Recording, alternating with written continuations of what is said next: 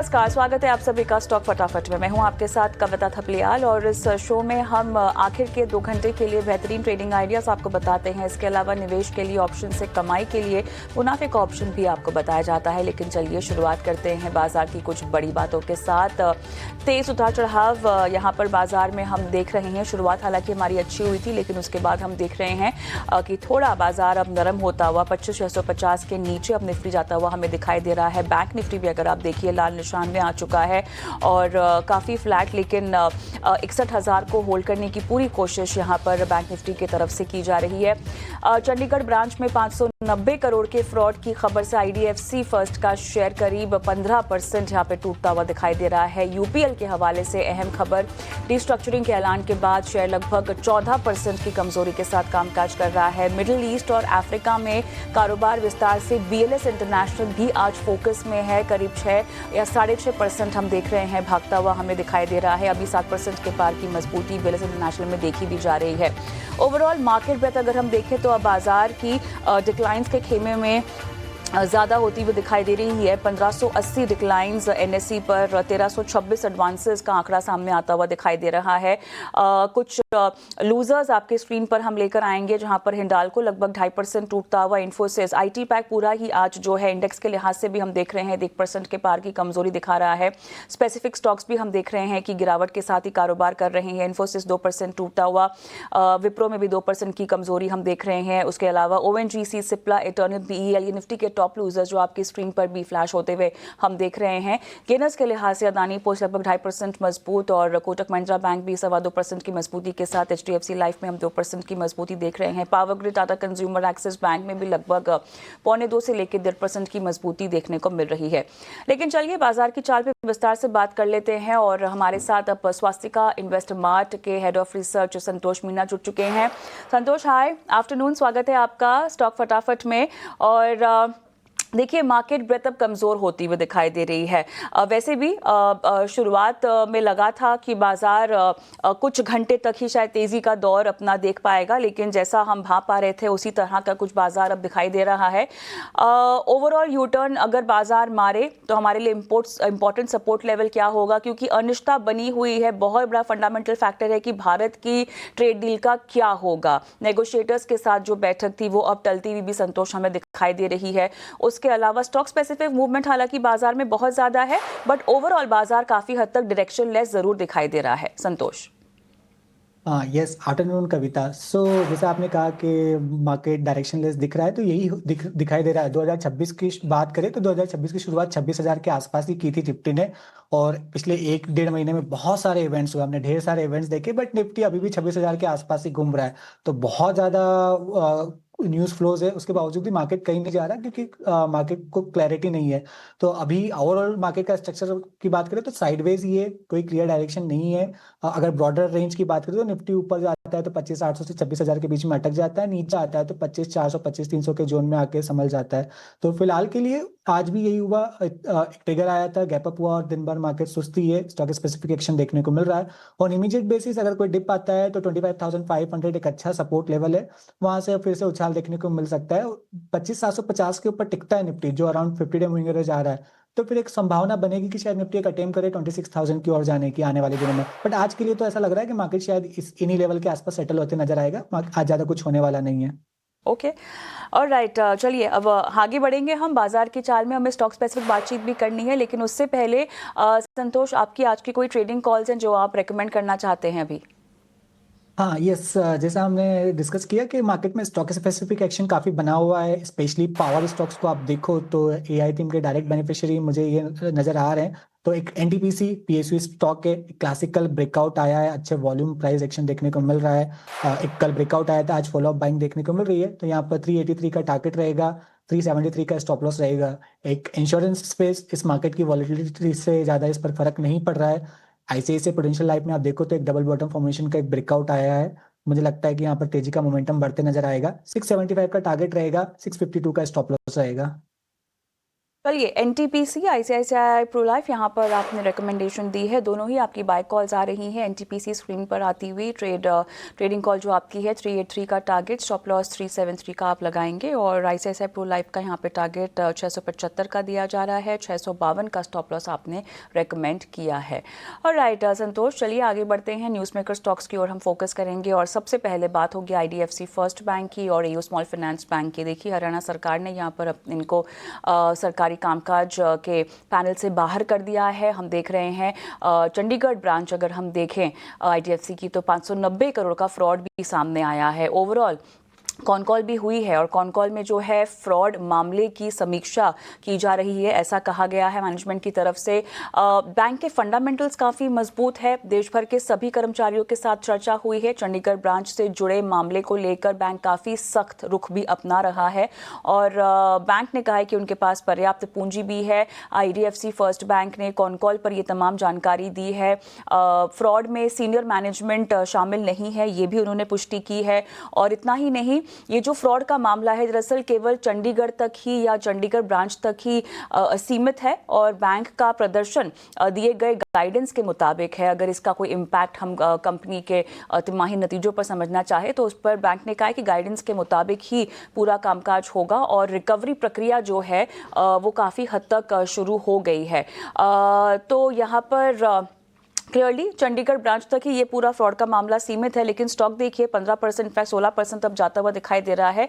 Regulators की तरफ से भी जो बयान सामने आया है उसमें यही कहा जा रहा है कि सिस्टमैटिक को लेकर कोई ग्लिच नहीं है, कोई फॉल्ट नहीं है, वहाँ पर बैंक के फंडामेंटल्स काफ़ी मजबूत है। लेकिन काफ़ी पैनिक सेलिंग हो रही है, और जो खबर है वो काफ़ी सारे सवाल भी खड़े करती है। अब ऐसे में टेक्निकली आप इसको कैसे देखना चाहेंगे संतोष? यस, इस स्टॉक की बात करें तो हमने आज इसमें एक 200 डे मूविंग एवरेज के नीचे ड्रॉप देखा है। तो नॉर्मली कोई स्टॉक अगर 200 दिन के मूविंग एवरेज के नीचे फिसलता है तो मैं उसको खरीदारी की सलाह नहीं देता हूँ। और overall I am very bullish on the banking space, specially हम देखें तो पीएसयू बैंकों ने बहुत अच्छा किया है। तो आई वुड रिकमेंड कि आप इस खरीदारी में फ्रेश एंट्री तो ना ले, किसी के पास है तो थोड़ा सा वेट कर ले क्लैरिटी का, क्या ये स्टॉक 67 रुपीज के आसपास संभलता है। 67 66 के आसपास एक अच्छा सपोर्ट एरिया है, अगर ये बचाने में कामयाब होता है तो हम एक रिकवरी आने वाले दिनों में उम्मीद कर सकते हैं। तो जिसके पास है उसको बने रहना चाहिए with closing basis stop loss of 66, और फ्रेश खरीदारी अभी अवॉइड करना चाहिए। चलिए, क्लियरली आईडीएफसी को लेकर अब ये पूरा मामला सामने आ रहा है। एयू स्मॉल फाइनेंस बैंक पर भी आप कोई राय देना चाहते हैं संतोष? यस, एयू फाइनेंस की भी बात करें तो यहाँ भी आज हमने एक ब्रेकडाउन देखा है। तो एयू फाइनेंस में भी एक देखे तो एक इंपॉर्टेंट सपोर्ट लेवल के आसपास रेट कर रहा है। इसका 940 एक अच्छा सपोर्ट एरिया है, अगर 940 होल्ड करता है तो वापस से इसमें रिकवरी आ सकती है। तो मेरी सजेशन ये रहेगी कि जब तक 940 होल्ड है बने रहे, फ्रेश खरीदारी इसमें भी ना करे, लेकिन अगर है तो अभी 940 के स्टॉप लॉस से बने रहना चाहिए। और राइट, तो चलिए ये स्टॉप लॉस आपको ध्यान में रखना होगा। इसी बीच एलटीआई माइंट्री की तरफ से देखिए ब्रेकिंग न्यूज़ भी आती हुई कि यूरोपियन मेडटेक के साथ लगभग $100 बिलियन का यहाँ पे कॉन्ट्रैक्ट हुआ है। कंपनी मेडटेक हियरिंग ब्रांड्स को जो है वो संभालेगी। ये एक बहुत बड़ा डेवलपमेंट एलटीआई माइंट्री के साथ होता हुआ, और एग्रीमेंट जो है वो 7 साल के लिए होता हुआ दिखाई दे रहा है। ये खबर फिलहाल आती हुई न्यूज़ अलर्ट के तौर पर फिलहाल स्टॉक ऑलमोस्ट 1% नीचे कामकाज भी कर रहा है। यूरोपियन मेडटेक से $100 मिलियन की ये डील हुई है। एलटीआई माइंट्री संतोष अपने चार्ट्स पर भी आप लेकर आइएगा। हालांकि पूरा आईटी पैक बहुत ज़्यादा कमजोरी को फेस कर रहा है, बट देखिए हम देख रहे हैं लगातार कंपनियां जो हैं विस्तार कर रही हैं। अब ऐसे में एलटीआई माइंट्री की तरफ से इस डेवलपमेंट को आप कैसे देखेंगे? ओवरऑल स्ट्रक्चर तो वीक है, हम आईटी स्पेस में प्रेशर देख रहे हैं, बट हम सपोर्ट की बात करें तो ये 4700 से 4600 के जोन में एक सपोर्ट लेवल है। और हम नॉर्मली मुझे लगता नहीं अभी रिकवरी आएगी, कल एक्सपायरी हो जाने दे, क्योंकि मंथली एक्सपायरी है। नॉर्मली जिस सेक्टर में एक्सपायरी में प्रेशर रहता है वो एक्सपायरी दिन तक बना रहता है, उसके बाद एक शायद ट्रेंड रिवर्सल देखने को मिल सकता है। तो मेरी सजेशन ये रहेगी आज कल में तो ट्रेड ना करे, नई सीरीज की जब शुरुआत होगी तब क्लैरिटी आएगी कि जो मेजोरिटी ऑफ शॉर्ट्स थे वो कवर हो गए और हम अभी स्टॉक रिवर्स करना चाहता है। तो अभी वेट करें, 4700 से 4600 एक अच्छा सपोर्ट जोन है, यहाँ संभलता है तो एक रिकवरी आ सकती है। 4600 से लेके 4700 तक के लेवल्स का ध्यान रखें, यहाँ संभलता है तो फिर रिकवरी आने की संभावना है। लेकिन देखिए यूपीएल लेकर आएंगे आपकी स्क्रीन पर, ये हमारा अगला न्यूज़ मेकर स्टॉक है। क्रॉप प्रोटेक्शन बिजनेस मर्ज करने का ऐलान किया गया है और यूपीएल ग्लोबल जो है वो बनाई जाएगी। रिस्ट्रक्चरिंग के बाद सभी प्लेटफॉर्म्स जो हैं ऑपरेशनल फ्लेक्सिबिलिटी देंगे। इतना ही नहीं, स्ट्रक्चर सिंप्लीफाई होगा, शेयर होल्डर वैल्यू अनलॉक होगी और हर प्लेटफॉर्म फास्ट डिसीजंस ले सकेगा। और यहाँ पर अब डी लेवरेजिंग के बाद ऑप्शंस होंगे। साथ ही कमोडिटी प्राइस का बुरा दौर जो है अब कंपनी के लिहाज से वो पीछे जा चुका है, लेकिन उसके बावजूद हम देख रही है यहाँ पर 14.5% की गिरावट यूपीएल में आती हुई दिखाई दे रही है मैनेजमेंट की कमेंट्री के बाद भी। इस डेवलपमेंट को हम टेक्निकली और कैसे देखें?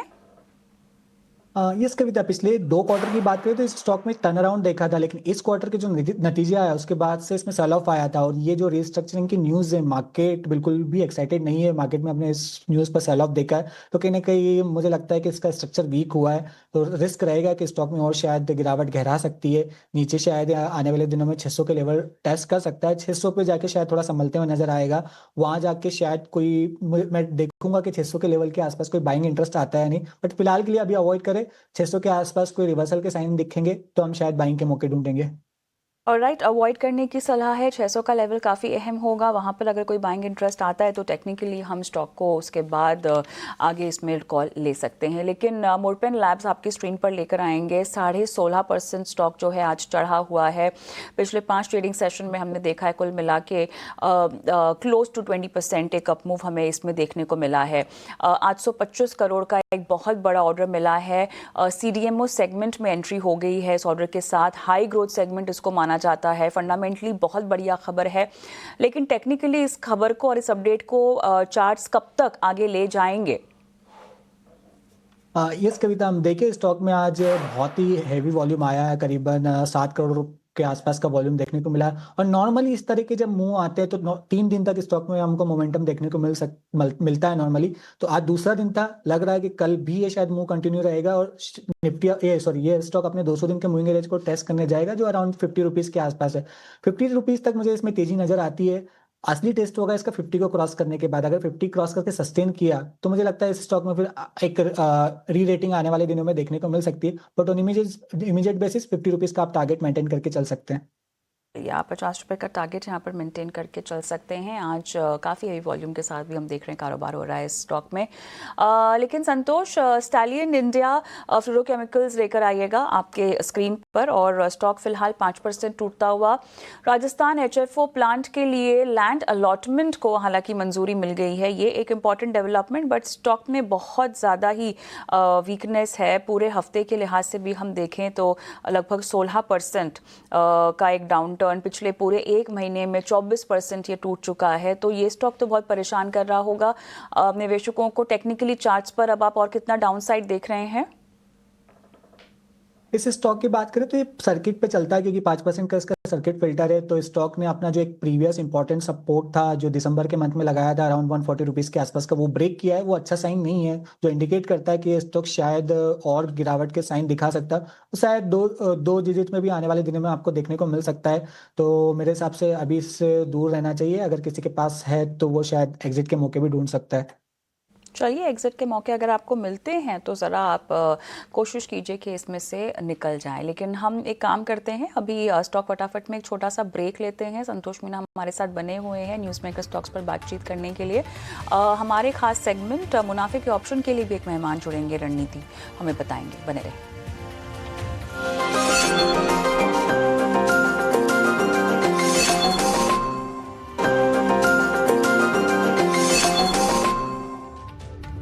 वेलकम बैक, आप देख रहे हैं स्टॉक फटाफट, और रुक कर लेते हैं हमारे बेहद खास सेगमेंट ऑप्शंस के मुनाफे के ऑप्शंस की ओर।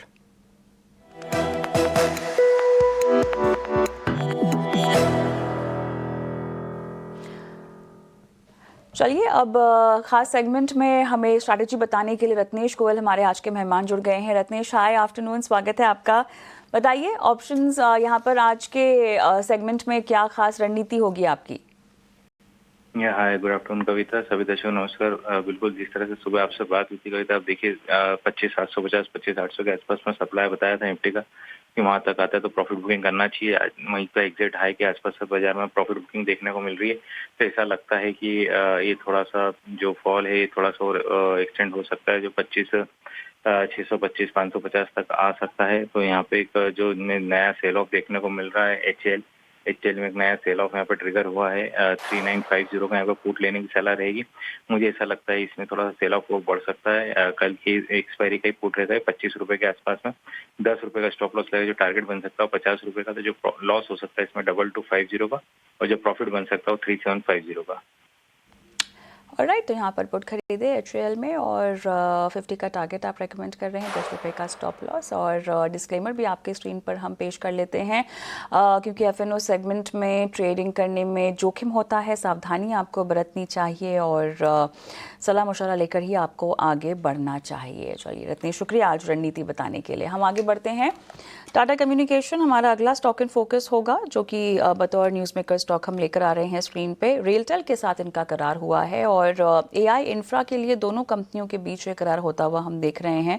डिजिटल इंफ्रा बेसिकली जो है पूरी तरह से मजबूत करने को लेकर कवायद है, जिसके लिए करार हुआ है। स्टॉक ऑलमोस्ट 1.25% नीचे है। टेक्निकली भी चार्ट्स पे कमजोरी, क्या कहेंगे संतोष? नहीं, इसमें रिवर्सल फॉर्मेशन बन रहा है, एक kind of cup and handle formation जो बुलिश माना जाता है। बस एक 1700 से 1720 के बीच में इसको एक मूविंग एवरेज का क्लस्टर है। तो वेट कीजिए, जिस दिन 1720 निकालेगा एक अच्छी तेजी का मौका बन सकता है। 1720 निकालता है तो आप खरीदारी कर सकते हो। नीचे फिर आप पोजिशनल बेसिस पे स्टॉप लॉस रहेगा आपका 1640 का। ऊपर में आपको 1800 रुपए तक, 1850 तक की रैली देखने को मिल सकती है। 1720 तक के अहम लेवल का इंतजार करें, अगर उसके बाद जाता है तभी आपको 1800 या उसके ऊपर के लेवल्स देखने को मिल सकते हैं टाटा कम्युनिकेशन में।